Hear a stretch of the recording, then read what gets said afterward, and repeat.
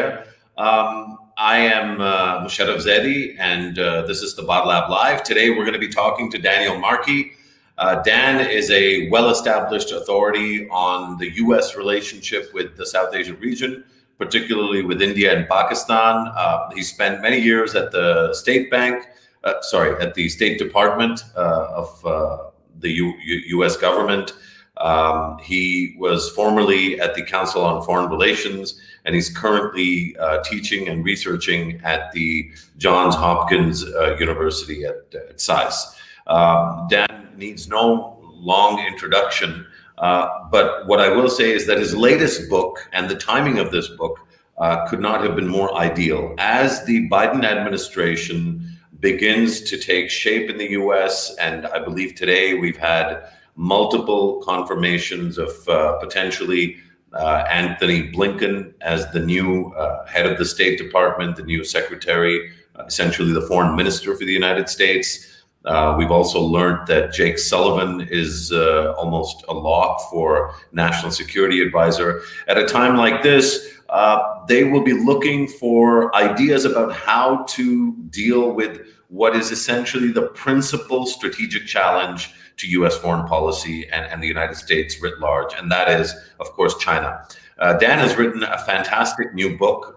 It is highly recommended. I want to get the title of this exactly right, so I'm going to read it out, but it's essentially China's Western Horizon. It's been published by the Oxford University Press, and what Dan does is walk the viewer, rather than focusing on ASEAN, Japan, Australia, Dan goes in the other direction and tries to explain to readers who are interested, but I suspect principally to U.S. policymakers in terms of who will benefit most from this, as to what are the factors that will drive and sustain China's relationship with countries, among others, like Pakistan.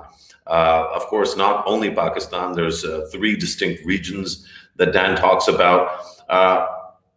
I'm here to ask questions, Dan, but as per in Urdu, we say hasbe mamool or hasbe adat in terms of what I'm used to and what is my habit. I take up a lot of airtime. I'm going to stop here. I'm going to ask you to start us off, Dan, with maybe a quick intro about the big picture that this book is trying to manage. And I thought there was a really interesting quote that anybody that follows this region, particularly Pakistan, closely would find really interesting. So let me get that thrown up on the screen.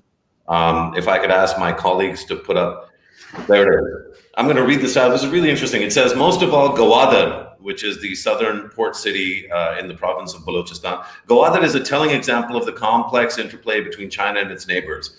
Gwadar may eventually serve a variety of Chinese goals, but the port was initially the product of a Pakistani effort launched for Pakistani reasons. In this important respect, Gwadar is not unique. To the contrary, it reflects an enduring reality. China is the most powerful actor in its neighborhood, but it cannot simply have its way with the smaller states of the region. Beijing's policies will still be interpreted, constrained, and altered in fundamental ways by its neighbors. Sometimes the interests of the weak or lesser states of the region will determine political outcomes more than those of the strong. I think it's a really, really fantastic way to start off a discussion about this book, Dan.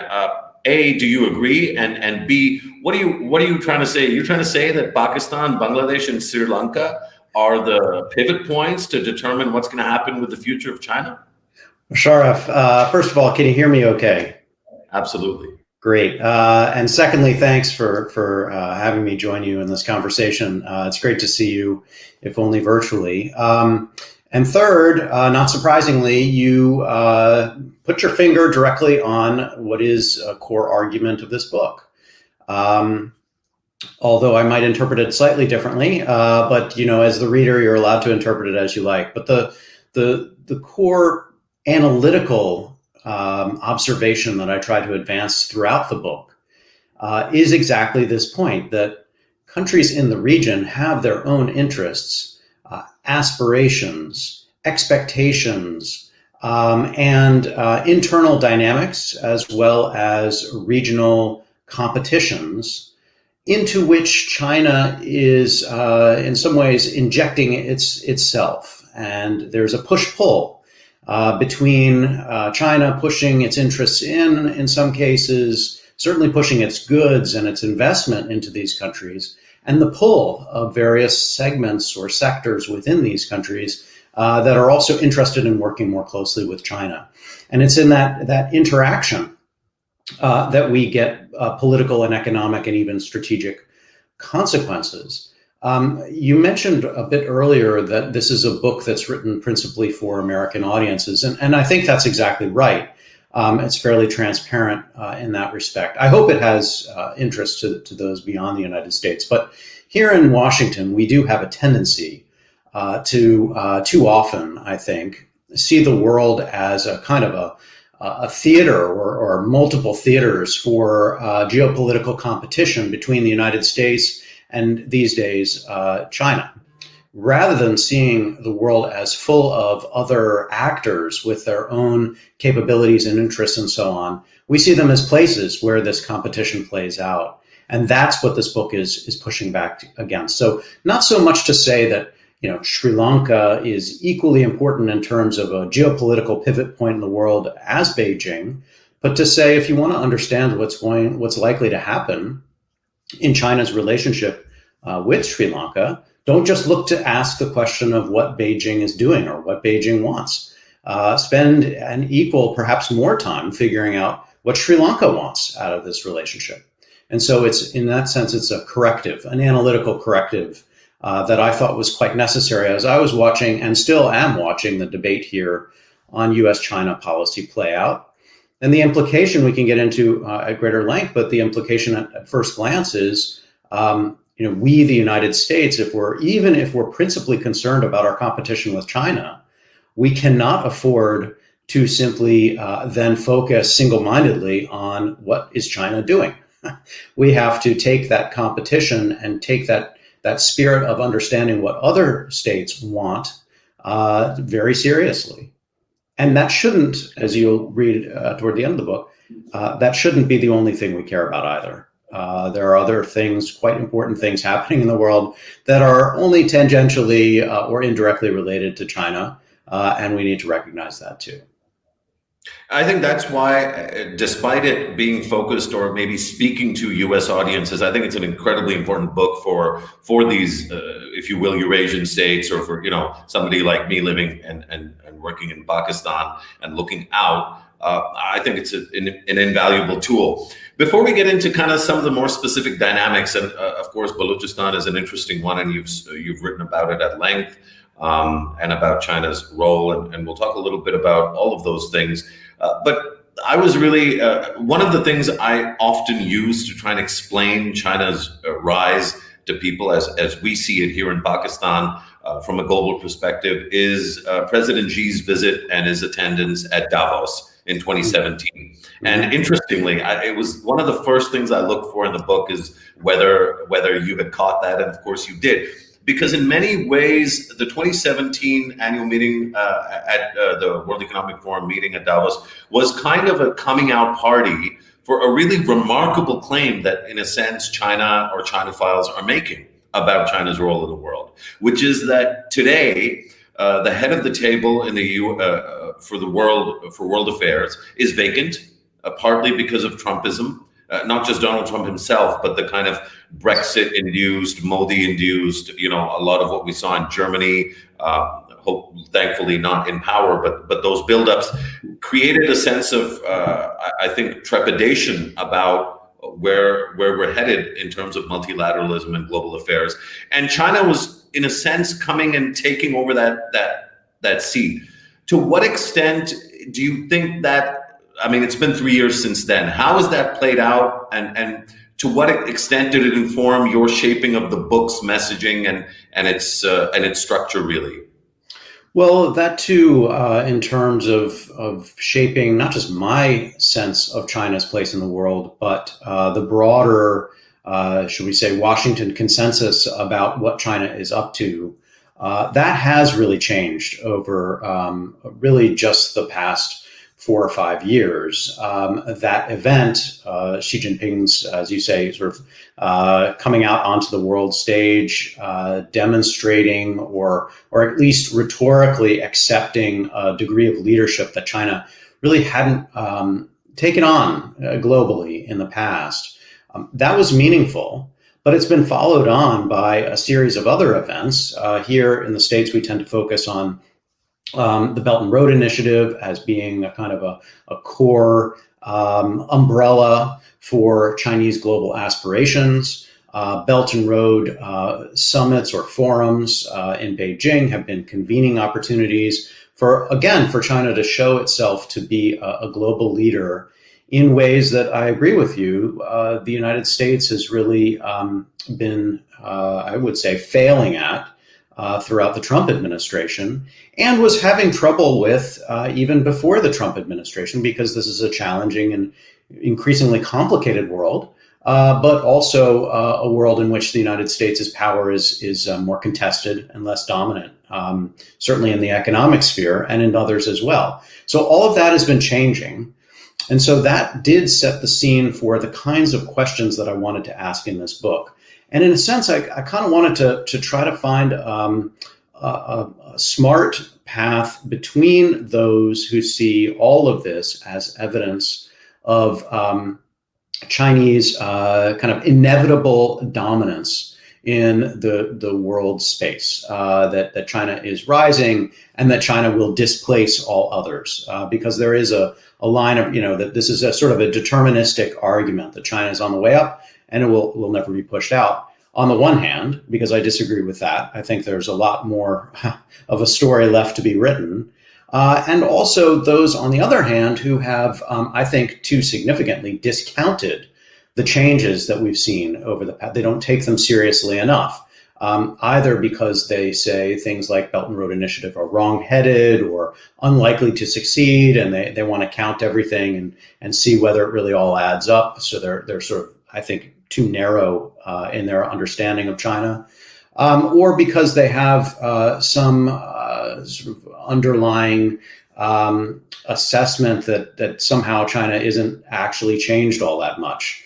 There are a number of China hands in the United States who want to see more continuity than change, and who want to, for a variety of reasons, not allow for the possibility that President Xi Jinping really is different, and that China under him is different and more ambitious, more active, and more capable than in the past, and eager and willing to show that off to the world. So I needed to find a path in between the two, and that's where this book tries to walk. How have you taken in the news of the RCEP finally getting signed? And I wrote a piece about this. I'd love to get your take on this. My sense was that Biden, just by virtue of the kind of mandate that not only he's been given, but also the votes that Trump received, and the balance of power within the Democratic Party, where so much more power is now wielded by the progressives, who themselves were originally against the TPP. There's no TPP, there's no restoration, I don't think, of the TPP. Meanwhile, RCEP has come into play. In the 4 years that Biden was out of the White House, a lot has happened. Your book essentially is kind of almost, if the reader wants it to be, is a kind of guide map as to how to understand it, even though in this case we're talking about ASEAN, which is not the Western horizon. But what lessons could this event offer to the reader from the perspective of the Western horizon, Dan? Well, this event isn't just an event. It's sort of a period or an exclamation mark at the end of a series of events that were effectively China demonstrating both a convening power, a willingness and ability to work with other states on issues that are consequential to them on trade, and in ways that the United States has been unwilling or unable to do of late. And I agree with you. You're a good observer of American politics, as good as most here, and probably better. And you're right that the Democratic Party and the Republican Party of the United States are now both divided and unlikely to move forward with a a full-throated trade agenda of the sort that even Obama attempted to do with the Trans-Pacific Partnership, or TPP. And I don't see it in the cards. But the United States needs to either somehow find a means to resurrect trade as a tool for its interaction with Asian partners, because it's a successful and effective one when used, or to find some alternative means to demonstrate its own leadership capabilities in the region. And right now, that's actually one of the areas which is most troubling for U.S. policymakers, is that our toolkit for appealing to other partners is either much smaller or bereft of certain big hammers that we used to use all the time. And trade deals were at the center of that for most of the world for decades. And now, because of American domestic sentiment, that particular hammer is gone. So we need to be thinking creatively about alternatives. If we can begin, if the Biden administration can lay the groundwork for resurrecting an American political consensus to pull back and renew our efforts on trade, if we're able to, and I think there's a narrow path for that, but unlikely in the near term, that would be good too, at least for somebody like me. But there are a lot of obstacles there. So yeah, that's as I looked for tools, policy tools that the United States could use, trade isn't one that in this book I focused on because I just don't see it as nearly as relevant as it used to be. The Chinese obviously disagree, Dan. Yeah. In a sense, it seems that the principal tool through which they want to assert their role on the global stage, and I think this comes out in your book quite obviously, is whether you want to call it economic diplomacy or sort of neo-colonialism, and there's a whole spectrum of words and descriptors that can be used. You've dealt with the CPEC question in detail, and I want to come to that. But there's a number of other things that have emerged that I think are also relevant. I was looking for, and I looked through your section on the Middle East, and particularly China's relationship with Saudi and Iran. I think that dynamic is really telling, especially in light of the fact that we've just learned that Prime Minister Netanyahu of Israel had made a trip to the Saudi Arabian capital of Riyadh. I think one thing I would argue is the coercive and coercive power and charm of the United States seems to be perfectly intact in both as a closing sort of signature for the Trump administration and as a welcome gift to the Biden administration. It seems that the Saudis may be considering relationship with Israel. Of course, this interest is driven by its competition with Iran. Currently, you in your book have talked a little bit about how President Xi responded to Saudi Arabia and how Saudi Arabia has tried to engage China in terms of its attempts to monopolize or at least dominate the supply chain for China. And yet we recently saw what was the equivalent of an Iranian or a Persian CPEC, or at least the announcement thereof. We haven't heard much about it since.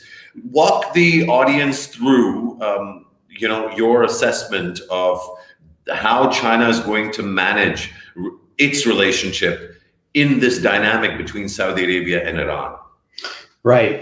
So great setup and series of questions. I think as you were talking, the book doesn't talk a great deal about Israel, although in the course of doing research, I did spend some time thinking about China's relations with Israel as well. And but this is revealing in that China is actually working assiduously to build ties with all three of the countries that you're talking about. So with the Saudis, it has an oil, a deep involvement in the oil sector and buying Saudi oil, increasing investments, and also is likely, if the Saudi Vision 2030, the sort of future vision for diversification of its own economy, as well as investment in other sectors, non-hydrocarbon sectors in the Saudi economy. If that is to take off, then the Chinese would be likely deeply involved in that. So in a sense, Saudi Arabia, although it is definitely in bed with us, with the United States, and has been for decades, it is also courting the Chinese and has deep and important ties to China, and knows that its economic future really rests in important ways with China. And as I point out in the book, even at times has established strategic relations with China, having to do with its own efforts to build what looked to be nuclear capable missiles. So the types of things the United States was unwilling to sell to the Saudis. Unusually, since we sell billions, tens of billions of dollars of other military equipment to the Saudis. So Saudi, China, warming, deeply involved in important ways. And in a sense, Saudi Arabia trying to hedge its bets with the United States and recognizing China's importance there. Iran, perhaps even more than that, finds itself in important ways dependent upon its relationship with China, not just because China continues to buy its oil in spite of US sanctions efforts, but also because China has been willing to play a kind of a buffering role against US pressure against Iran now for years.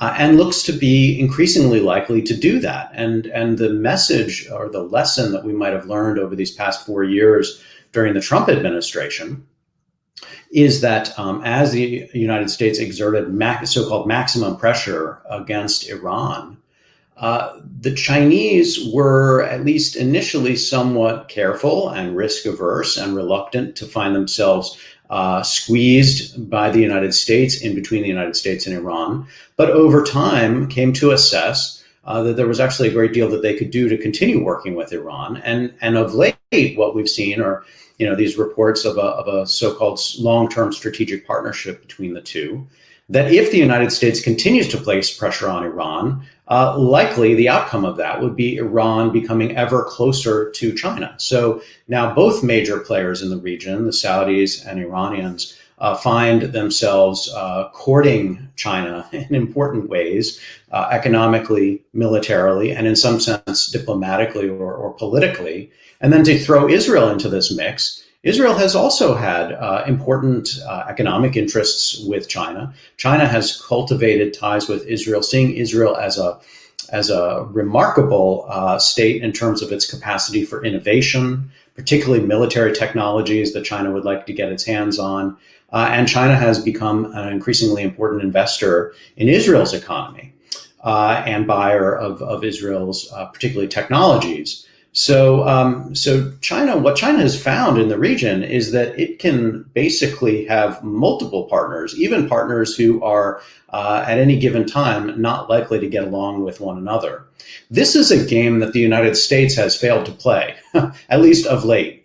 We have been much more inclined to pick sides, and the Trump administration even more so than prior administrations in terms of its basically putting bets on the Netanyahu government and the Saudis and other Gulf states, and trying to squeeze Iran.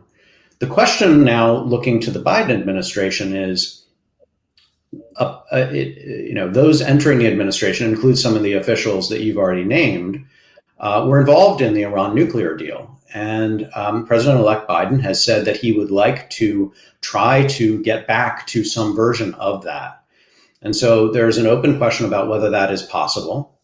And in the context of China's role in the region, whether an increasing American return to past practices, sort of a reversion back to a historical norm, whether that would in any way blunt China's increasing involvement and influence in the region, or whether that is off to the races. And there's no undoing that. And that the new reality of the Middle East, which is not one the United States has really had to contend with historically, is that not only is Russia involved in the Middle East, and I barely mentioned that, but it's had an important role to play, but China too. And an already complicated and contested region will become that much more so. which means, and this is another kind of subtext of the book as a whole, it means that the United States is going to have to play a more measured game. It comes back to this sort of relative dominance or political power, which is, I think, reduced throughout the world.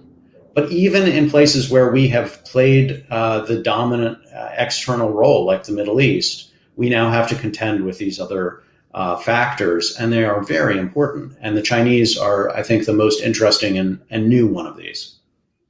So Dan, I want to again, we're gonna spend some time on Pakistan and CPEC and all that, and a few of our viewers have already posted a couple of questions. One that sort of struck me, and one that I was going to bring up anyway, was around culture and kind of the impact of China's growing footprint. But I want to frame that question the way that I had thought about it, which is that reading through the book, at one point you talk about the Confucius Institute, and it made me think about earlier on you had Fethullah Gulen and the Rumi sort of circles around the world, and then of course the falling out between the Gulenists and the AKP. But you still see a very big cultural sort of push by Turkey. And you've heard of the television, sort of the 500 episode television soap operas around Turkish figures in history. When the US does it, we see the NDI and the International Republic Institute or the National Endowment for Democracy essentially talk about the US being a First Amendment power, if you will, a democratic and freedom-loving power. Obviously not as well reflected in the Middle East or in Pakistan, and that's a long-standing complaint. But just putting that aside for a second, what cultural sort of capital is China promoting? And what is it competing with? Or, as you described in the case of the Middle East, China's kind of playing ball with everyone without worrying about values and ideals. In terms of the values and ideals, my suspicion is Trump was a lot more transactional than Biden will be. And I think his choice, or what it seems like the choice is, whether it's Blinken or Sullivan or even Flournoy, these are not value neutral choices, even within the spectrum of the options that were available. So I think Biden is already saying something to us about how he's going to conduct his diplomacy. What effect will that have on the Western horizon, where countries probably prefer the value neutral engagement that China offers? Yeah, so great question. The one way to describe it, as you have, is value neutral, and in a sense, I would accept that. The Chinese do not come to most of these partners in what I'm describing as its Western horizon or continental Eurasia with a political agenda of the sort that is commonly associated with the United States, or the alternative, something where they would mean to impose say Chinese Communist Party values in a sense on these other states. They certainly don't approach that way. They certainly are in their rhetoric, and I think in some cases in their general beliefs among a number of Chinese I've met. It's effectively, different countries have different systems. We have ours, it works for us. You have yours, it seems to work for you, better or worse. We'd like to do business with you, and whether it's political or economic business or whatever, we can deal with anybody. And that has an appeal. So that's your version of value neutral. That is an appeal, certainly in countries where democracy is fragile, where political leaders hate to be lectured on their sort of illiberal or anti-democratic practices, which is commonly that lecture has been delivered by the United States, for better or for worse. And the Chinese don't come delivering that lecture. Where I would say it is less ultimately neutral is, as I've documented in the book, the Chinese are also willing to be supportive of what I would describe as authoritarian, leaning, repressive regimes that will benefit from Chinese technologies and Chinese tools of political repression, censorship, propaganda, and so on, that they're, for both commercial reasons and I think also actually political reasons, more than happy to export to its neighborhood. So some in the United States have come to say that China is eager to make the world safer for authoritarianism. And that is not value neutral, ultimately. That has a value component to it. And that's where I think coming to the Biden administration, the incoming administration, and now President-elect Biden has made it clear that he would like early in his term to have some sort of a democracy summit and bring together democracy. These are the kinds of questions that I anticipate that democracy summit would discuss. And at the core of this, for your audience, I think it would be useful to appreciate that, and whereas the United States, say under the George W. Bush administration, was promoting a so-called freedom agenda and pushing outward the notion that American values of democracy and liberalism and so on, however variously interpreted, should be taken up by the world, and a kind of an evangelical approach. The world has changed so much in the intervening years that I would anticipate that the Democracy Summit would have, if anything, more of a feeling of defensiveness, that that democracy is under siege in countries where it has been practiced and in countries where it has always been fragile. And the question that will be debated and discussed will be how to strengthen our own selves at home, more so than how to promote or even force democratic practices elsewhere. I think that's what's changed, and it's the consequence of our own experiences, and not just with respect to China, but with respect to Russia, and the sense that that truly in our own homes, we are feeling less comfortable and confident about our own democratic practices. And so I think that's where the spirit of this will probably push more than it would have in the past. And that's a defensive move, and it reflects that China and Russia and other undemocratic countries have sort of pushed their agenda, in some cases more effectively than we have. So I was assiduously, Dan, as you might have imagined, I was assiduously going to avoid India, even though, of course, India is mentioned numerous times. It's actually a running theme, especially the Indian Ocean, throughout your book. But, I think it's inevitable, and it's not just India, I would say France and, what's been going on there the last month or so.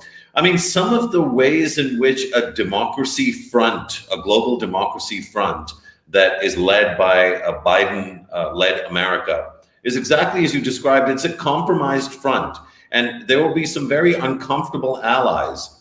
Certainly, I don't think Biden prescribes to the kind of freedom that Macron, has been supporting.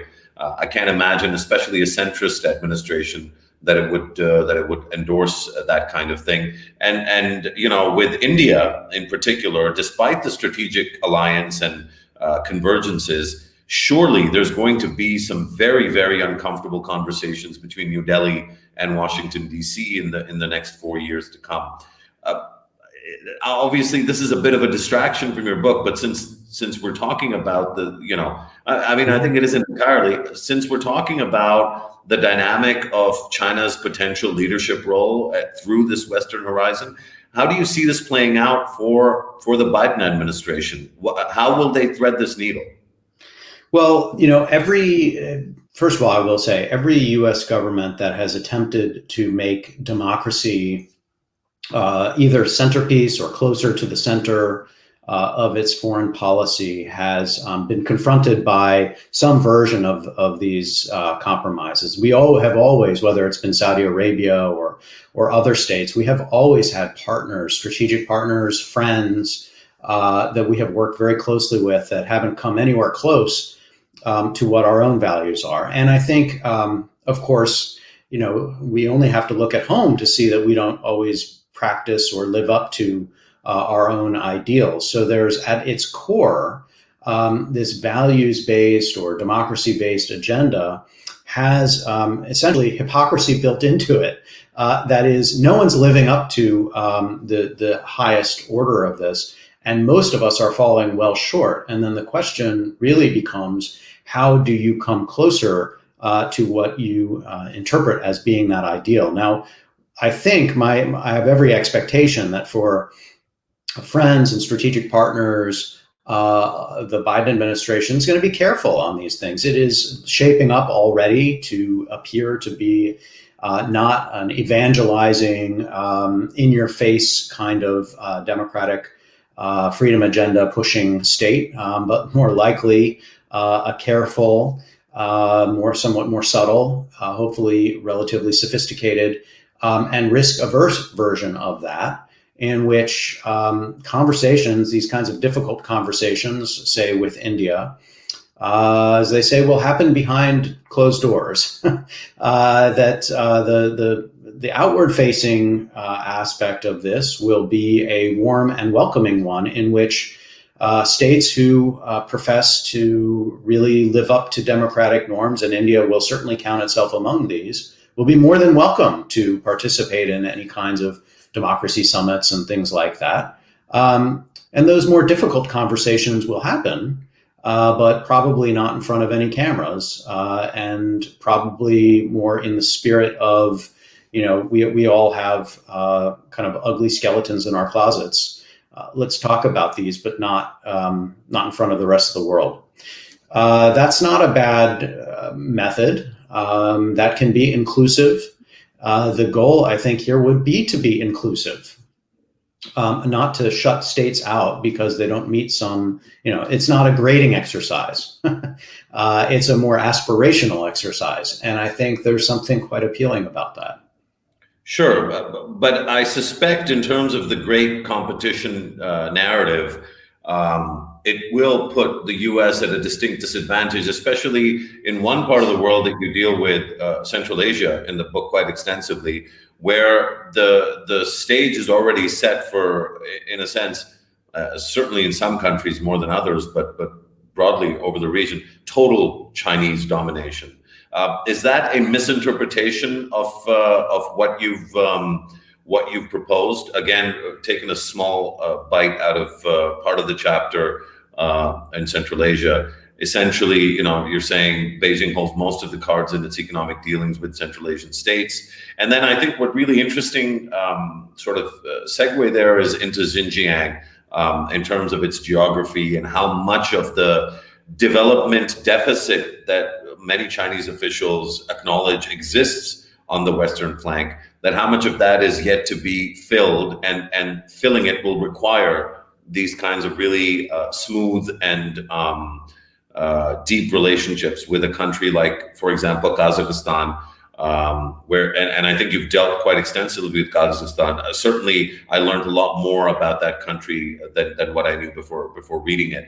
Talk to us a little bit about the unique place that Kazakhstan is in, and also this kind of unfettered domination that is the conclusion that I've drawn from what you've written.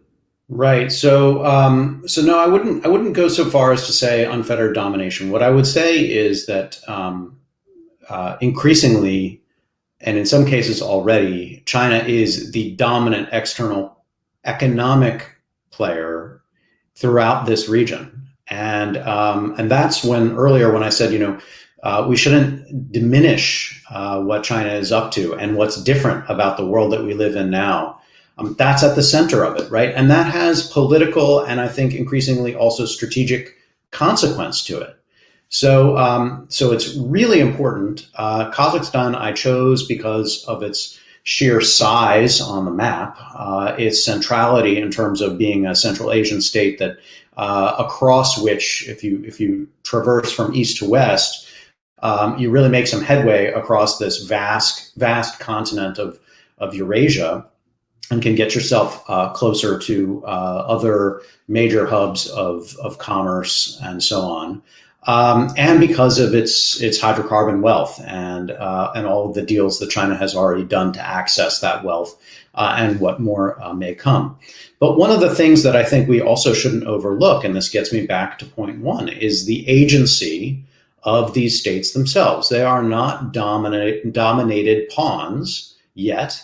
They may well be. It is possible that China will fully subsume them into not just a sphere of influence, but a kind of a neo-imperial sphere in which dominance will be the correct way to frame it. But for the moment, I think what we should see them as is reasonably autonomous actors who jealously guard that autonomy and territorial sovereignty.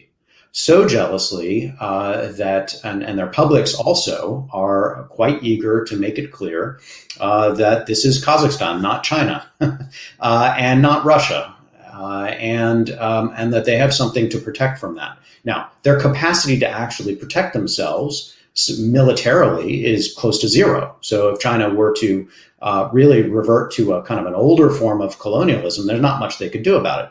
But they have a capacity to play a balancing game. And that's where Russia has come in.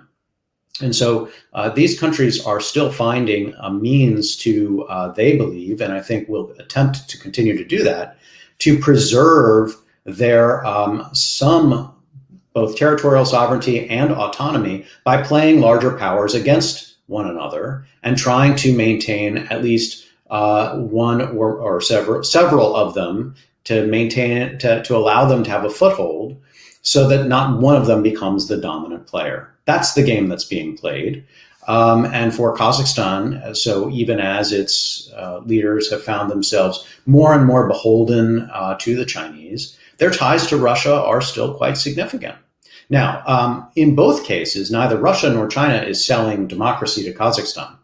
Only we and the Europeans have been attempting to do anything of the sort, and it hasn't sold well. And so you're right, this is not fertile ground for democracy or liberal values, but neither is it, this is the core point, neither is it a space that is easily dominated by any external power.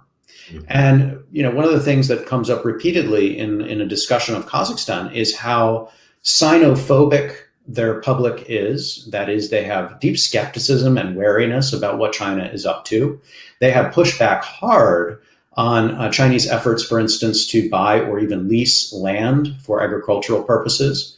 And you mentioned Xinjiang. They have found one of the core drivers of concern about what China is doing is what China has already done in Xinjiang with its own Muslim population and Uyghur population, and even Kazakh ethnic population that the people of Kazakhstan are increasingly aware of and scared of, to the point that they are worried that more Chinese involvement will lead to this type of clearly anti-Muslim behavior in their own country. And they're scared of that. They don't want to see that happen. So there is more pushback against Chinese involvement than you might anticipate, to the point that China has had to operate fairly carefully, even in its business transactions in Kazakhstan, trying to sort of stay under the radar. To accuse someone of being too beholden to the Chinese is a powerful form of political compromise in Kazakhstan. That is, you want to avoid that taint.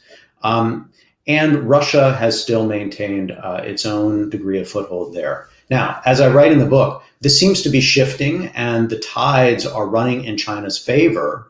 And so the question will be, how does Kazakhstan manage this balancing act? How does Russia manage China's increasing involvement in all of the states of Central Asia along its borders as it goes forward? And how does Russia avoid becoming sort of the junior partner to an increasingly dominant China across the region? So what you've described as a dominant China is a potential for the future. It's not yet here. And so the game is to be played. And that's the game that's underway. Sure. I would blame framing China's dominance in Central Asia. Why? I'm fascinating. In my understanding, one of the, I think, smarter tools that the West has is its own brand of economic connectivity and especially technical assistance. And as you know, the CAREC program, which is an ADB program, has been around for a long time, but really I think has the potential to be a major strategic lever for certainly for Western powers, and of great benefit to the countries of CAREC. Pakistan is among them, so is Kazakhstan. But I found it really interesting that in your book, you basically judge China's management of CARIC to be borderline genius, further contributing to the domination theory. What other tools do Western powers have to engage constructively? Great question. So you're right on the CARIC point. I learned this by taking a road trip in Kazakhstan up to the border with China, and was riding along these, in most cases, new roads that are flanked by rail lines, and was impressed by them. And our driver described them as China roads, and so I assumed they were Chinese built, Chinese funded. It was only when I got home and started to do more digging that I determined that they weren't Chinese paid for. They were, in a way, it seems, Chinese directed. That is, the Chinese working through CARIC, and this is the genius you're describing, were able to harness the resources available through this multilateral effort to basically make sure that roads ran the way that they wanted them to. Now, there's an economic rationale and logic to that too. It's not. I don't want to ascribe only nefarious motives to the Chinese. You want to connect different parts of continental Eurasia and form up an integrated economy in ways that should benefit everyone. And so that's what, at least in part, is underway. Now, the broader issue, I lost my train of thought. Where did you want to take me after that? We've got CARIC.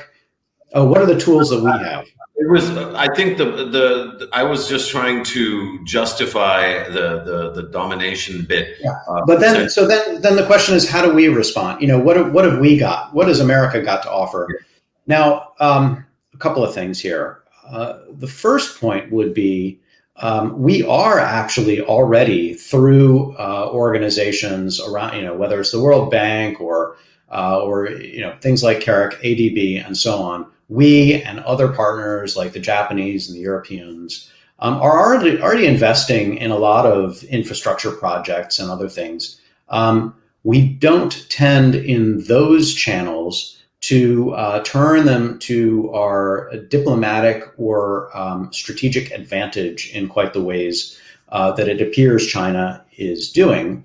And so there are conversations that we could have to try to better do that. Our tendency over now decades has been to see that these sorts of investments are smart for the growth of the global economy, and that we all benefit from that. And so therefore, a degree of investment in these areas makes sense for us. Just, rising tide floats all boats. But the narrower question, the one that has kind of taken up a lot of mind space in Washington, has been, if the Chinese are investing in Belt and Road Initiative infrastructure programs, shouldn't we beat them or best them at these investments? So if the Chinese put in $1 worth of investment, we should put in $1.20. Well, the reality is we don't have $1.20 to put in. So there's a kind of a resourcing problem at root. The other problem is we shouldn't be copying the Chinese. They don't always make the smartest investments in infrastructure. And we have a long history of dealing with the challenges associated with big infrastructure projects. One of the things we've learned over time is that you can build all kinds of stuff, but if you don't take care of it, you don't back it up, have the institutional and human capacity to make these things work over the long time, it's not sustainable. And so one of the critiques of what China is doing is about sustainability, local sustainability. And so I think that's an area where technical training and so on, those are the kinds of things that we're marginally better at, but they are less big ticket. They're less likely to win us friends and so on than the big time investment projects that get all of the hullabaloo surrounded. I'm thinking about Pakistan in particular, right? These are the kinds of things, they may go less noticed, but in terms of the actual success, may be quite essential. But I would say the bigger issue is we ought not be led around by the sort of the bright object, which is infrastructure investment, which the Chinese are both willing to spend a lot on, and in some cases actually pretty good at, building initially at least. And we should instead be looking at the other things that we're actually better at than the Chinese are. For my money, I think we're good at education. The notion that we would be closing doors or making it harder for international students to come to the United States, and I'm not talking about COVID, I'm talking about immigration policy and other access issues to come to the United States, that is hugely problematic from my perspective, because if you want to identify one of the areas where we are the world's leader and should continue to exploit that advantage and all that comes with it, that is at its core. And so for me, the steps that the Trump administration has taken have been frightening in that way. Steps that emerged after 9/11 that have now been with us for 2 decades have been troubling as well. And so that's a big shift that I would see. So education, science and technology. I tell the story, a quick story in the book about monitoring pollution in China and also in India. These are the kinds of things where, U.S. made technologies were cheaply brought into U.S. embassy facilities to monitor air quality in China. And that monitoring effort was then made public.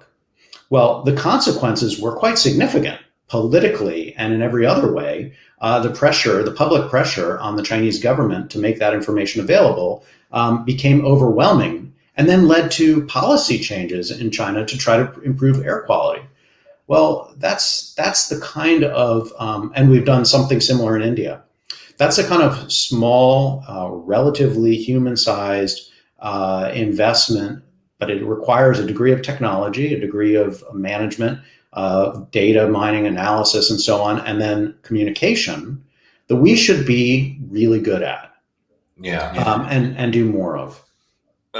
Understood. I think that will be a challenge. One area I want to propose as we close out the conversation, and again, I would high five you and I for us having steered clear of kind of the obvious topic that both of us perhaps would want to talk about, which is CPEC, because I think this discussion has framed CPEC exactly where it belongs, as part of a much broader and more foundational effort by China, and on our part, there needs to be an effort to understand that better. But since we are talking, and we've just talked about how the U.S. could engage, I propose something slightly more radical. And I think there's only really one country where this could possibly be attempted and proven to work.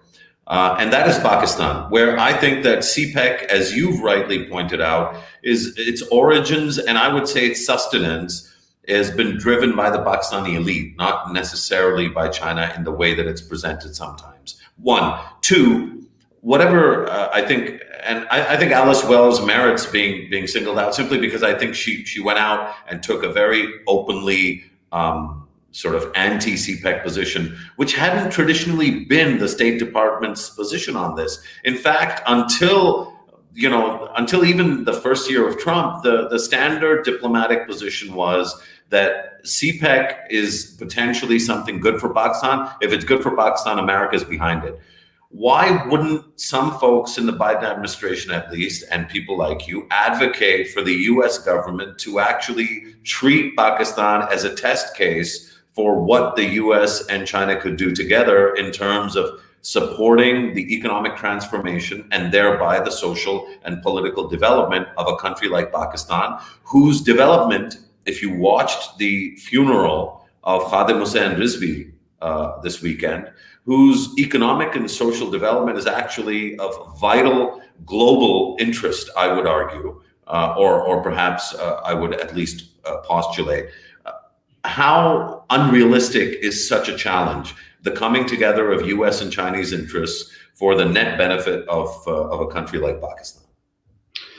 I would say, if, and I write this in the book, if there is a part of the world where such kind of ventures in cooperation, experiments, and test cases for the United States and China to try to at least harmonize their efforts, it is this part of the world. It is not in East Asia and the Pacific, where the competition between the United States and China has become more tense and militarized in many instances. And it's it's an important enough region, you're right, where the consequences are significant, and getting it right is important in and of itself. So this isn't just a kind of an act of charity, but it's got a strategic component that is relevant to both sides. However, at this moment, I don't think we should be too kind of rosy in our aspirations. The U.S.-China relationship has fallen to such levels that it's impossible, at least for the moment, and we'll see whether the Biden administration, how it digs out of this, but it's impossible to see the United States and China actively cooperating on such things as you've described, even in places like Pakistan. What is more possible, however, is to imagine that the tone and focus of the U.S. response to Chinese activities in places like Pakistan shift, and that rather than seeing ourselves, and again, I write this in the book, or making ourselves, as I say, the skunk at every party, the critic, that we instead look to demonstrate ways that we can be helpful, if not necessarily with the Chinese, at least in ways that will appeal to sort of a Pakistani interest, both at the elite and, if possible, at the popular level, in ways that we believe would benefit Pakistan, but also in the process benefit us, and would not necessarily run contrary to China. Now, one of the areas where I'm most concerned, if we're going to have to wrap up in a minute, I'm most concerned about what's happening in Pakistan is the role that China, and this is not just Pakistan, but the role that China is playing and will play in the build out of telecommunications infrastructure and the political more than economic consequences of that. And I think it's really important that Pakistanis, just as I described earlier in Kazakhstan, the people have jealously guard their territorial sovereignty and their autonomy. I think that this is the type of thing that in Pakistan is also critically important. And this is not to argue that Pakistan should buy American equipment. In fact, we don't have much to sell in this area, but that Pakistan should be careful about its data and careful about access, and its public should be attuned to the implications of what happens when your principal means of communication is being built out by a foreign power that has no particular love of openness, freedom of speech, access, opposition.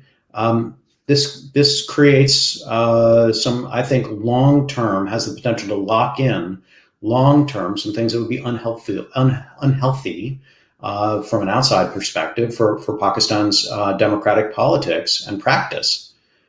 That's the sort of thing that that's going to be a Pakistani decision. As we started, most of these are Pakistani decisions for Pakistani reasons, but sometimes things get locked in without enough focus, and that's the kind of thing that I'd want to have a conversation about. I think that you've set up our next conversation perfectly. I think we do. 5G is just the start of the.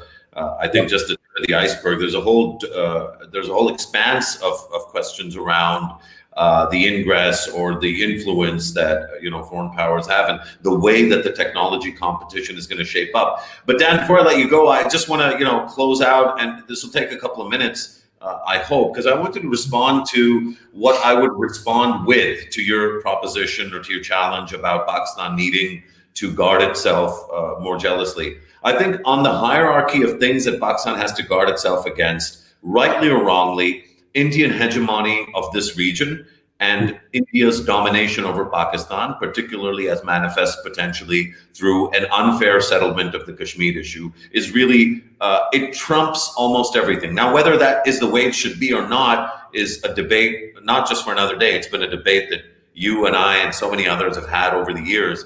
But do you see any potential for Pakistan to be cognizant of the challenge you proposed in the face of a right-wing, religiously extremist sort of regime in India, who is not really going to be challenged publicly or in any significant way, whether it's Trump or Biden.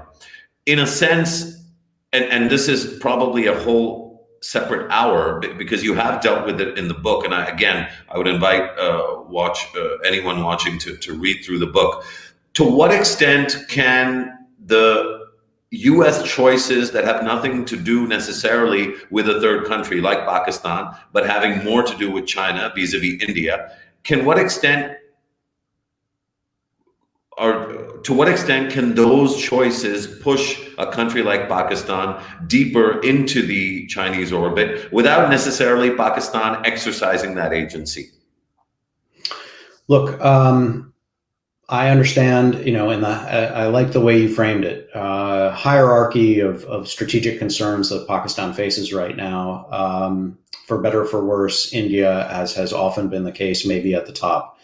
The question for Pakistan would be, looking back, Pakistan has made some difficult decisions that in hindsight, at least according to many Pakistanis I've talked to, haven't always panned out so well, including relying so heavily on the United States in the Cold War period to deal with its India problem. And so the question is, might Pakistan find a different balance to deal with this going forward? A balance that doesn't require it to, in a sense, jump in bed fully on the Chinese side in ways that it may come to regret over time. So that's the game as I see it from an American perspective, looking on to Pakistan. From a U.S. perspective, where I feel more comfortable, I would say, looking at our relationship with India, one of the challenges that we will have in a Biden administration, that I can already see shaping up, is that yes, we see India as a potential counterbalance to Chinese influence in the Indo-Pacific. This is strategically, everybody's written about this. This is no secret. Simultaneously, however, we have no particular interest in seeing India throw its weight around in its own neighborhood. And historically, a number of, not just Pakistan, but a number of India's neighbors have been frustrated by that. And that's not really an American interest. So as in all alliances of history have shown, that threading the needle between a kind of, how do you build a defensive alliance if you're the larger power, in this case, the United States? How do you build a defensive alliance with another state that is only directed in one way? And what are the tools that one, if you're Washington, that one would develop to enable India to be a powerful, secure, and cooperative ally, friend, ally, strategic partner, whatever we end up calling it, without encouraging India to use those tools to create more risk, ultimately for us. I mean, ultimately, that's where we care. Risk for us in its relations with its neighborhood. And that includes with Pakistan, but it's not limited to Pakistan. That's part of the game for the United States going forward. Now, the Trump administration wasn't terribly nervous about that. I would say they were unsubtle in this and everything else. It was sort of black and white. India, good. Whatever India wants, help India. I think a Biden administration will see India, great potential, eager to keep moving forward rapidly on that. But what are the ways we can do that will truly play to American interests? Let's be maybe more introspective about that. And as we are seeking to find an India, again, that's capable and confident, but not one that's overconfident or a risk acceptant in a way that ultimately disadvantages us. I imagine that from a Pakistani perspective, that may be somewhat welcome. But again, bear in mind that Washington will be directed toward what serves Washington's purposes, and there will be a desire to see, in this case, an India that is a great partner. So that's not going to change. The question is, can we have that and also not upset the rest of the neighborhood. Well, we're going to all be watching and observing and taking notes and talking about this endlessly, I suspect, especially over the next few months. And we look forward to welcoming you back, Dan. Thank you. To some of those discussions. Thanks for making time today. Congratulations on a superb book that really expands the horizon of anyone that will read it. Thanks so much. It was great talking with you, and good to see you. Great to see you, hopefully soon in person.